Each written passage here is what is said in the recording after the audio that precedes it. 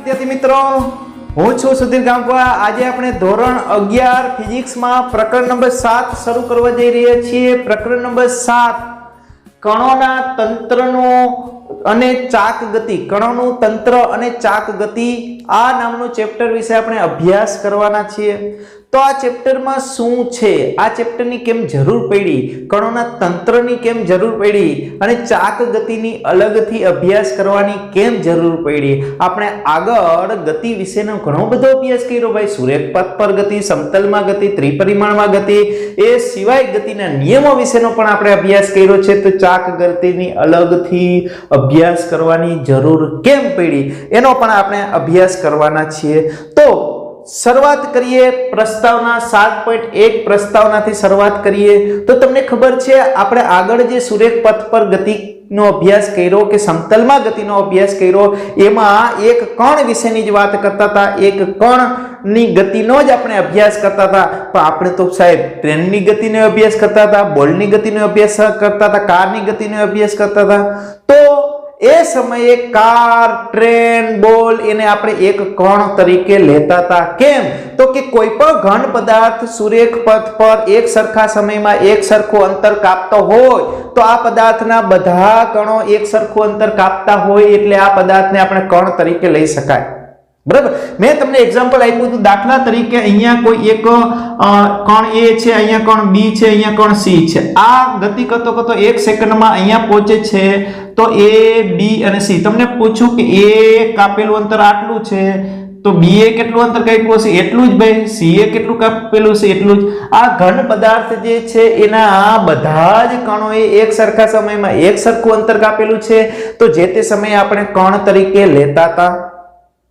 બરાબર, ત્યારબાદ આપણે જો બે કણો વચ્ચેનું અંતર છે એ ખૂબ જ મહત્વનું હોય, બે પદાર્થ જે છે એના પરિમાણ અવગણી શકાય એવા હોય બંને વચ્ચેના અંતરની ગણતરીમાં, તો એ બે પદાર્થને આપણે કણ તરીકે લેતા હતા। સૂર્ય અને પૃથ્વી વચ્ચેના ગુરુત્વાકર્ષણ બળની ગણતરીમાં આપણે સૂર્યને અને પૃથ્વીને કણ તરીકે લઈએ છીએ।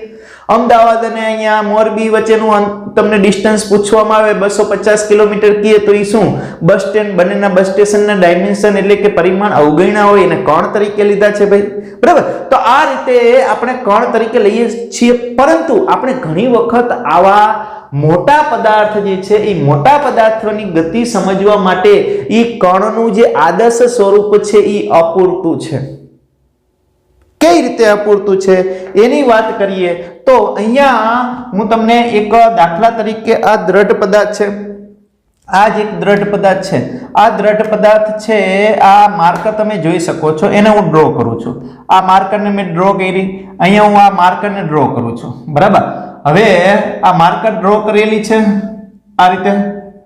બરાબર, આ માર્કર જે છે એને હું ભ્રમણ આપું, આટલું ભ્રમણ આપ્યું। આ માર્કર જે છે એને ભ્રમણ આપું છું, તમે અહીંયા જોઈ શકો છો, અહીંયા મેં ભ્રમણ આપ્યું છે। આ દ્રઢ પદાર્થ છે, થોડીક વાર તો આપણે આ પદાર્થને દ્રઢ પદાર્થ કહીએ। હવે આના અસંખ્ય કણો છે, અહીંયા કણ છે, અહીંયા એક કણ છે 1 નંબરનો, અહીંયા 2 નંબરનો છે, અહીંયા 3 નંબરનો છે, અહીંયા 4 નંબરનો છે, 5 અને 6। બરાબર સમજો, તો આ કણ જે છે એ અહીંયા 1 નંબરનો તો એ જ જગ્યાએ છે, અહીંયા 2 નંબરનો પહોંચે છે, અહીંયા 3 નંબરનો પહોંચે છે, 4 નંબરનો ગતિ કરીને અહીંયા પહોંચે છે, 5 નંબરનો ગતિ કરીને અહીંયા પહોંચે છે અને 6 નંબરનો ગતિ કરીને અહીંયા પહોંચે છે। હવે બરાબર સમજો, અહીંયા તમે જોઈ શકો છો 1 નંબર તો એ જ જગ્યાએ ઊભો છે, કોઈ સ્થાનાંતર કર્યું નથી, 2 નંબરને આટલું સ્થાનાંતર કર્યું, 3 નંબરને આટલું સ્થાનાંતર કર્યું, 4 નંબરે આટલું કર્યું છે, 5 નંબરે આટલું, 6 નંબરે આટલું સ્થાનાંતર કર્યું છે। તો અહીંયા હું આ પદાર્થને કણ તરીકે ન લઈ શકું। કેમ? તો કે બધા જ કણોના એક સરખા સમયમાં એક સરખા સ્થાનાંતર નથી। આનું સ્થાનાંતર આટલું થયું છે તો આનું તો વધારે છે, આનું એનાથી વધારે છે, આનું એનાથી વધારે છે, આનું એનાથી વધારે છે। 1 નંબરના કણે તો હાવ સ્થાનાંતર નથી કર્યું ભાઈ, કોઈ પણ પ્રકારનું સ્થાનાંતર નથી કર્યું। તો મારે આની ગતિનો અભ્યાસ કરવો હોય તો હું આને કણ તરીકે લઈ શકતો નથી। છતાંય આ કણનું જે આદર્શ મોડેલ જે છે એ સ્વરૂપ જે છે અપૂરતું છે। આ અપૂરતાથી આપણે આ ચેપ્ટરની અંદર આગળ વધવાનું છે। તો આ ચેપ્ટરમાં આ અપૂરતાથી આગળ વધવું છે તો આપણે પહેલા તો કોઈ એવી ભૌતિક રાશિની જરૂર પડશે કે જે આ બધા કણ માટે સરખી હોય। બરાબર સમજો, પહેલા આપણે આ જે છે પ્રસ્તાવના વ્યવસ્થિત આ ચેપ્ટરની સમજાઈ જશે, શેની જરૂર છે એ સમજાઈ જશે, તો તમને ચેપ્ટર ભણવું એકદમ સરળ પડવાનું છે. બરાબર. તો અત્યાર સુધી આપણે ભણ્યા છીએ સ્થાનાંતર, વેગ, પ્રવેગ. હવે સ્થાનાંતર જુદું છે આ કણનું, તો આ બધા જ કણનો વેગ પણ કેવો હશે? જુદો જુદો. આ કણે તો સાવ વેગ 0 છે ભાઈ, આનો તો સૌથી વધારે છે, એને વધુ સ્થાનાંતર કર્યું છે. તો અહીંયા અચળ હોય એવી એક રાશિ છે સમય, એક રાશિ છે સમય. હાલો, ખાલી સમય અચળ છે, ખાલી સમય પૂરતું તો આપણે કણનો અભ્યાસ કરી શકવાના નથી ભાઈ. તો એવી કઈ ભૌતિક રાશિ છે કે જે અહીંયા અચળ રહે છે? એ આપણે નક્કી કરવી પડશે ભાઈ. તો વૈજ્ઞાનિકોએ શું કર્યું કે અહીંયા આ બધા જ કણો માટે સરખું હોય એવું શું છે? તો અહીં જોયું, તમે જોઈ શકો ભાઈ. દાખલા તરીકે હું તમને એક પ્રશ્ન પૂછું કે અહીંયા ખૂણો જે છે એ 30 અંશનો ખૂણો છે, તો અહીંયા ખૂણો કેટલો થાય, અહીંયા ખૂણો કેટલો થાય, અહીંયા ખૂણો કેટલો થાય? તો તમે કહેશો અહીંયા તો મોટો ખૂણો થાય ને? નો થાય.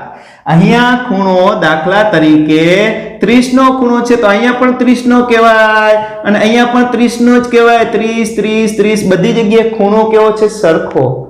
તો આ બધા કણો માટે સરખું શું છે? ખૂણો. તો આપણે એક રાશિ મેળવી કે જે સમય સાથે સરખી છે. એ શું છે? ખૂણો. ખૂણાને આપણે શું કહીએ છીએ? કોણીય સ્થાનાંતર કહેશું. શું કહેશું? કોણીય સ્થાનાંતર નામ પડ્યું. ખાલી સ્થાનાંતર બધાનું સરખું નથી, પણ ખૂણો સરખો છે, એ ખૂણાનું નામ શું પડ્યું? કોણીય સ્થાનાંતર. સમજાય છે? હવે કોણીય સ્થાનાંતર સરખું છે તો કોણીય વેગ પણ સરખો હશે, કોણીય પ્રવેગ પણ સરખો હશે, કોણીય વેગમાન પણ સરખો હશે. એટલે આ ચેપ્ટરની અંદર આપણે આ બધી જ ભૌતિક રાશિ જે સંજ્ઞા છે એ બધાની આગળ હવે શું લગાડી દેશું? કોણીય કોણીય કોણીય કોણીય. કેમ કોણીય લગાવીએ છીએ? તો કે અહીંયા બધા જ કણો માટે શું સરખું છે? ખૂણો સરખો છે. ક્લિયર થઈ ગયો પોઈન્ટ? કોણીય લગાવવાનું કારણ ખબર પડી ગઈ. બરાબર. તો આપણે આ કણના મોડેલની અપૂરતા જે છે એની સાથે આપણે કામ કરવાના છીએ. બીજી એક વાત કરીએ તો કણોનું તંત્ર હોય, જુદા જુદા કણ હોય, તો આપણે એનો અભ્યાસ કરવા માટે એક નવી સંકલ્પનાનો ઉપયોગ કરવાના છીએ, જેને કહીએ છીએ દ્રવ્યમાન કેન્દ્ર. શું કહીએ છીએ? દ્રવ્યમાન કેન્દ્ર. આ પદાર્થ છે તો આ પદાર્થનું દળ જે છે એ કોઈ એક બિંદુ એવું હશે કે જ્યાં એનું દળ આવી જતું હોય. બરાબર. એક બિંદુ એવું હશે કે ઈ બિંદુને તમે જાણી લ્યો તો ઈ દળ જે છે ઈ સંતુલિત રહેતો હોય. આ દાખલા તરીકે માર્કર છે અને આપણે સ્થિર રાખવાનો પ્રયત્ન કરીએ, તો મારે એવો પોઈન્ટ જોઈ છે. જો આ પોઈન્ટ મને એવો મળે છે કે જે સંતુલિત સ્થિતિ મળે છે. બરાબર. તો એ જે પોઈન્ટ મળે છે એ પોઈન્ટ પાસે અહીંયા ક્યાંક એનું દ્રવ્યમાન કેન્દ્ર હશે. એનું દ્રવ્યમાન કેન્દ્ર આની આસપાસ ક્યાંક હશે. સમજાય છે? તો આ દ્રવ્યમાન કેન્દ્રની ગતિનો અભ્યાસ કરીએ તો આ પદાર્થની ગતિનો અભ્યાસ કરી શકાય. તો આના દ્રવ્યમાન કેન્દ્રનો વેગ, દ્રવ્યમાન કેન્દ્રનો પ્રવેગ અને દ્રવ્યમાન કેન્દ્ર વિશે માહિતી લેશું તો આપણે એ પદાર્થ, એ કણોના તંત્ર વિશેની આપણને માહિતી મળશે. એટલે આપણે દ્રવ્યમાન કેન્દ્રની સંકલ્પના પણ આ પ્રકરણની અંદર ભણવાના છીએ. ક્લિયર થાય છે? ચાલો પછી આગળ વધીએ. તો દ્રઢ પદાર્થ. આપણે આ પ્રકરણમાં ભણવા જવા માટે એક દ્રઢ પદાર્થનો વિચાર કરવો પડશે. આદર્શ દ્રઢ પદાર્થ કેને કહેવાય? તો કે એના બધા જ કણો છે એ એકબીજાથી ચોક્કસ અંતરે જ હોય અને એ એકબીજા વચ્ચેનું ચોક્કસ અંતર બદલાય નહીં, એટલે કે અપરિવર્તિત હોય, એનો આકાર બદલાય નહીં, એ પ્રકારનો હોય, એને આદર્શ દ્રઢ પદાર્થ કહેવાય. પણ વાસ્તવમાં આદર્શ દ્રઢ પદાર્થ અસ્તિત્વ ધરાવતો નથી, પરંતુ આપણે સરળતા ખાતર ઘણા બધા પદાર્થોને દ્રઢ પદાર્થ લઈ શકાય. આ છે દ્રઢ પદાર્થ છે, આને હું દ્રઢ પદાર્થ કહી શકું. હા, આ કાગળ છે તો કાગળ છે ઈ ઘન પદાર્થ છે, દ્રઢ નથી, કેમ કે એનો આકાર બદલી જાય છે, વળી શકે છે, તો આ દ્રઢ નથી, ઘન પદાર્થ છે. એટલે બધા ઘન પદાર્થ દ્રઢ પદાર્થ નથી, પણ અમુક આને દ્રઢ પદાર્થ તરીકે લઈ પણ ન શકું. બરાબર. અમુક પદાર્થોને આપણે દ્રઢ પદાર્થ તરીકે લેતા હોય છીએ. ભમરડા છે, પૈડાઓ છે, સ્ટીલનો સ્તંભ છે, અણુઓ છે, ગ્રહો છે, પૃથ્વી ભ્રમણ કરે છે, તો પૃથ્વીને આપણે જે તે સમયે દ્રઢ પદાર્થ તરીકે લેતા હોય છીએ. તો દ્રઢ પદાર્થ એક કેને કહેવાય તો કે એના અણુઓ વચ્ચેનું સાપેક્ષ સ્થાન અફર રહેતું હોય, અણુઓ એનો આકાર ન બદલાતો હોય તો એવા પદાર્થને આપણે દ્રઢ પદાર્થ કહેશું. હવે આવે છે નવો પોઈન્ટ, એક દ્રઢ પદાર્થને કયા કયા પ્રકારની ગતિ હોઈ શકે? કોઈ દ્રઢ પદાર્થ હોય તો કયા કયા પ્રકારની ગતિ હોઈ શકે? તો આપણે અત્યાર સુધી જે અભ્યાસ કર્યો છે તમને ખબર છે. આ દાખલા તરીકે એક ઢાળ ઉપર દ્રઢ પદાર્થ રાખેલો છે, આને આપણે રાખીએ તો આ જાય છે, જો અહીંયા જાય છે તો આની પાસે એક ગતિ છે, શુદ્ધ સ્થાનાંતરિત ગતિ છે. એની પાસે શું છે? શુદ્ધ સ્થાનાંતરિત. આ ઢાળ ઉપરથી પદાર્થ લપસે છે, સરકે છે, તો આના બધા જ કણો એક સરખા સમયમાં એક સરખું અંતર કાપે છે. તો એવી ગતિને શુદ્ધ સ્થાનાંતરણ ગતિ કહેવામાં આવે છે. કેવી ગતિ કહેવામાં આવે છે? શુદ્ધ સ્થાનાંતરણ ગતિ કહેવામાં આવે છે, જેના વિશે આપણે ભણ્યા છીએ. એના બધા જ કણો જે છે એના વેગ દરેક ક્ષણે કેવો હોય છે? સરખા હોય છે. હવે આની જગ્યાએ કોઈ એવો પદાર્થ લેવામાં આવે, તમે અહીંયા જોઈ શકો છો. આ દાખલા તરીકે આ એક પદાર્થ લીધો, આ પદાર્થ જે છે એને આ ઢાળ ઉપરથી છોડવામાં આવે, જો તો આને શુદ્ધ સ્થાનાંતરિત નથી. આના બધા કણો જે છે આ ઢાળ ઉપરથી આપણે છોડીએ છીએ તો આ શુદ્ધ સ્થાનાંતરિત નથી. શુદ્ધ સ્થાનાંતરિત નથી એટલે શું છે? આ બીજો પદાર્થ આપણે લઈએ તો આ પદાર્થ જે છે એ શુદ્ધ સ્થાનાંતરિત નથી. તો એની સાથે કંઈક બીજું છે. એ કંઈક બીજું શું છે? શુદ્ધ સ્થાનાંતરિત કેમ નથી? તો કે એનો એક કણ આ બીજા દિશામાં જવા પ્રયત્ન કરે, એક કણ આ દિશામાં જવા પ્રયત્ન કરે, એક કણ નીચેની દિશામાં પ્રયત્ન કરે, બધા કણો આમ ગોળ ગોળ ફરે છે ભાઈ. તો શુદ્ધ સ્થાનાંતરિત તરણની સાથે સાથે કંઈક બીજું પણ છે. સ્થાનાંતરણની સાથે બીજું કંઈક છે. શુદ્ધ સ્થાનાંતરણ નથી, સ્થાનાંતરણ તો થાય છે, સાથે બીજું કંઈક છે. આ બીજું કંઈક શું છે એ સમજવું છે. તો બીજું કંઈક શું છે એ સમજવું હોય તેનું સ્થાનાંતર નહીં થવા દેવાનું. તો આપણે આપોઆપ ખબર પડી જશે બીજું શું છે. તો આપોઆપ ખબર પડી જશે બીજું શું છે, તો કે સ્થાનાંતર ગતિ ન કરી શકે તો આપણે કંઈક બીજું છે એ મળી જાય છે. એ જે મળે છે એને આપણે ચાક ગતિ કહીએ છીએ. શું કહીએ છીએ? ચાક ગતિ કહીએ છીએ. તો સ્થાનાંતરણ ન થાય એ માટે શું કરવું? તો કે એને એક અક્ષને પકડી રાખવાની. દાખલા તરીકે સીલિંગ ફેન, આપણે છતમાં જે ફેન લગાવેલો છે, ફેનની આકૃતિ દોરેલી, આ અક્ષને પકડી રાખી. હવે એને ગતિ કરાવીએ તો શું થાય છે? ગોળ ગોળ ગોળ ગોળ અહીંયા ઘૂમવાનું છે, અહીંયા ઈ ઘૂમશે ગોળ ગોળ, બરાબર છે. તો ઈ ઘૂમે છે તો ઈ શું કરે છે? ચાક ગતિ. ચાકડો, કુંભારનો ચાકડો જોયો હોય તો અહીંયા તમે ફેરવતા હોય, આ એક્સ જે છે એ સ્થિર કરી નાખી, એક અક્ષને સ્થિર કરી નાખી તો બાકી ગતિ કરે છે એ શું કરે છે? ચાક ગતિ કરે છે.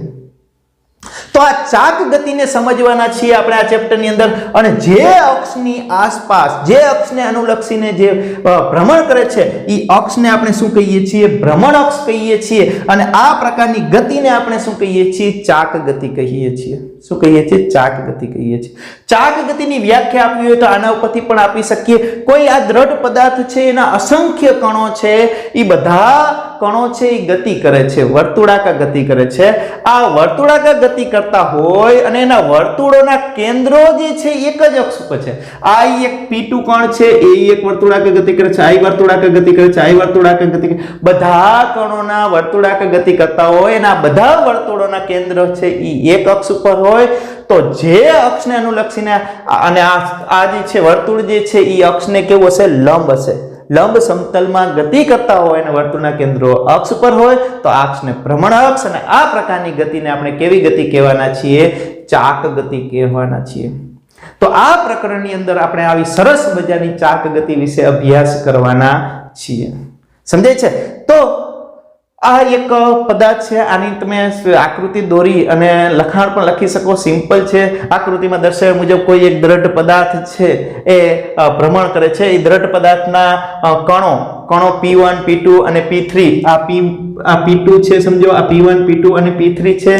P1 જે છે એની ત્રિજ્યા R2 છે, R1 છે. P1 ની ત્રિજ્યા R1 અને એનું કેન્દ્ર જે છે એ C1 છે.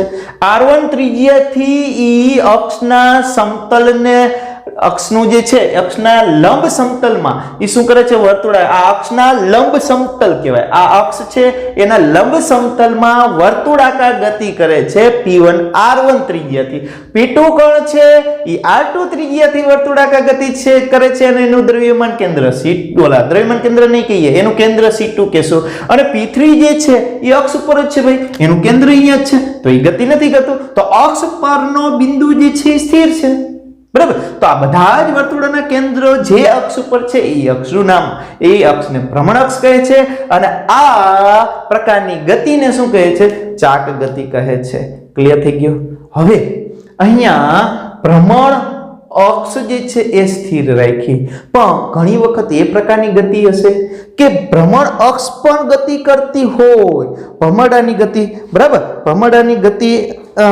જે છે જ્યારે ભમરડો બંધ થવાની તૈયારીમાં હોય ત્યારની વાત કરીએ તો અહીંયા આપણે એક ભમરડો જે છે એ બતાવીએ તમે અહીંયા જોઈ શકો છો આ બંધ થવાની તૈયારીમાં હોય ત્યારે એની અક્ષ જે છે એ ગતિ કરે છે બરાબર અત્યારે આ સ્થિર છે ત્યારે એની ભ્રમણ અક્ષ એક છે એની આસપાસ ગતિ કરે છે તમે અહીંયા જોઈ શકો છો હવે બંધ થવાની તૈયારીમાં હોય ત્યારે એની ભ્રમણાક્ષ પણ હાલક ડોલક થશે જોઈ શકો છો તમે જો આ ભ્રમણાક્ષ એ ધૂર્ણન કરે છે અત્યારે આ ધૂર્ણન કરે છે ધૂર્ણન એને ધ્રુણન કહેશું આની ભ્રમણાક્ષ પણ ધૂર્ણન કરે છે તો એ પ્રકારની ગતિને આપણે શું કહીએ છીએ ધૂર્ણન કહીએ છીએ એમાં એક જ બિંદુ સંપર્કમાં હોય આને અનુલક્ષીને જે ભ્રમણો જે છે એ ભ્રમણો છે એમ સમજી લઈએ તો આ ભ્રમણો જે છે એ શું કરે છે એ ગતિ કરે છે આ રીતે બરાબર આ રીતે એમ ગતિ કરે છે આ ભ્રમણો છે આ અક્ષ છે આ અક્ષ જે છે ઈ આ અક્ષની આસપાસ વર્તુળાકાર ગતિ કરે છે તો એને ધૂર્ણન કહેવાય છે તો અહીંયા એક જ સંપર્ક બિંદુ સ્થિર હશે આ અક્ષ ઉપર બધા બિંદુઓ સ્થિર હશે c1 c2 c3 આ અક્ષ ઉપર બધા બિંદુઓ સ્થિર હશે પણ અહીંયા અક્ષ પોતે એક પ્રકારની ગતિ કરે છે તો અહીંયા એક જ સંપર્ક બિંદુ જે છે જમીન સાથે એ એક સ્થિર હશે તો એક જ સંપર્ક બિંદુ સ્થિર હોય અને બાકીના બધા જ કણો ગતિ કરતા હોય તો એ પ્રકારની જે ગતિ છે એને ધૂર્ણન કહેવાય હજુ તમને ખબર હોય તો ટેબલ ફેન જે છે એ ફેન આમ ફરતો હોય પોતે તો ફરે જ છે આ પ્રકારે ફરતો હોય અહીંયા સાથે ફરતો હોય અને આમ પણ ફરતો હોય આ સ્ટેન્ડ ઉપર આગળ પાછળ આમ ફરતો હોય બરાબર આમથી આમ તો આ પોતાની અક્ષ ઉપર આ અક્ષને અનુલક્ષીને ફરે છે અને આ અક્ષને અનુલક્ષીને ફરે છે પણ અહીંયા એક બિંદુ એવું હોય છે આ બિંદુ કેવું હોય છે સ્થિર હોય છે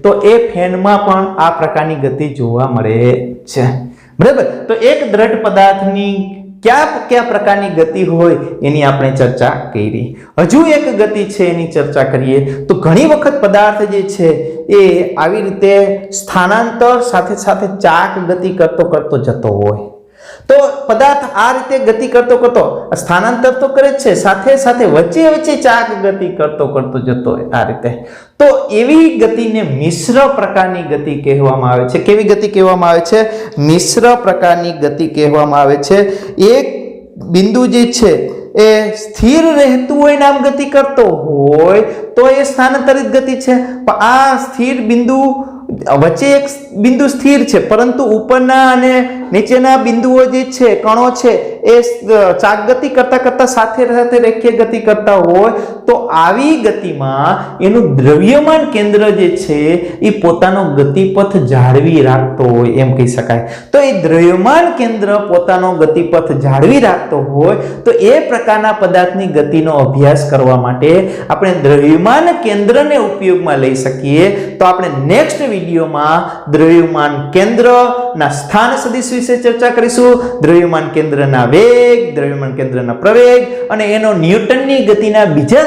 નિયમ સાથે શું સંબંધ છે એની પણ આપણે ચર્ચા કરવાના છીએ તો આપણે શુભ શરૂઆત આપણે આ ચેપ્ટરની કરી દીધી છે તો અહીંયા આપણે આજે પ્રસ્તાવના અને આ ટોપિક ચલાવ્યો છે એ પણ ખૂબ મહત્વનો છે આ તમે જોશો તો ઓરિજિનલ રીતે તમે ચાક ગતિને સમજી શકશો ક્લિયર થઈ ગયો? તો આજે આપણે આટલું રાખીએ. નેક્સ્ટ વિડીયોમાં, નેક્સ્ટ લેક્ચરમાં નેક્સ્ટ ટોપિક લઈને આવશું. ત્યાં સુધી આવજો. થેન્ક યુ વિદ્યાર્થી મિત્રો.